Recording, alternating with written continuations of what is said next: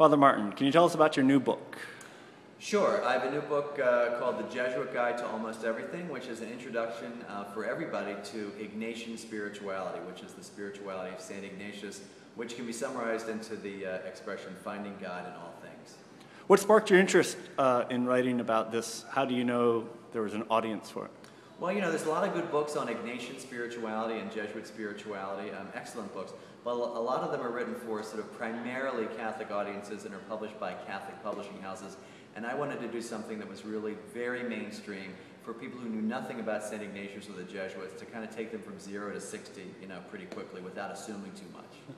How are the sales? I mean, not for line your pockets, but what's the response been? It's been great. The book was on the New York Times bestseller list in the first week. I think it sold something like 100,000 copies already within the space of a year, and it's been picked up by parishes and archdioceses and book clubs, so I'm really very happy. Oh, well, great. Congratulations. Yeah, thank very you. successful.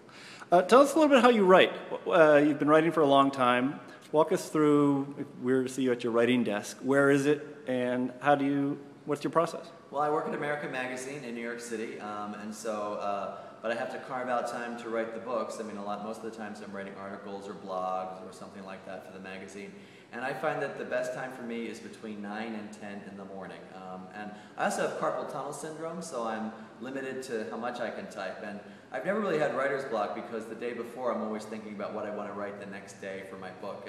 And you know, if you write for an hour a day, you can get a lot done. Do you have any particular quirks, like you write it all out longhand on, yellow-lined legal pad, or do you use a typewriter, or just a word processor? No, it's just a word processor. I mean, I think my only quirk would be I really edit a lot. I mean, since I'm an editor already, I really go over drafts, constantly, and I really like it to be sort of as perfect as it can be before it goes to the publisher. So I don't know if that's a quirk, or probably most writers do that. No, that's great. No, that's great.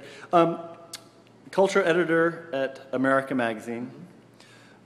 Some people say that the American society is hostile to organized religion. Do you find that to be true? Well, I think it depends what you mean by our society. I mean, generally, we are a very religious culture. I mean, we're more religious than most Western European nations, so in a sense, it's very acceptable. I mean, you say to somebody, I'm going to church on Sunday, they don't bat an eye, right? However, I think in some quarters, I think in the secular media, I think that religion is kind of misunderstood.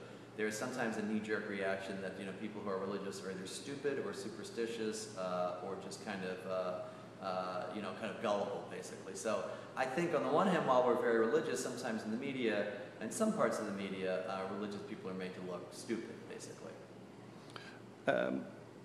And studies have shown that lots of Catholics are no longer attending church, have joined other denominations, or just non-practicing of any faith. Do you have any ideas on how the church could reach out to those people? Yeah, I think that former Catholics are one of the largest religious groups in this country, larger than some other religious denominations. One of the ways to reach out to these people, I really think, is to listen to their experiences and to find, what are the things that keep them away from the church.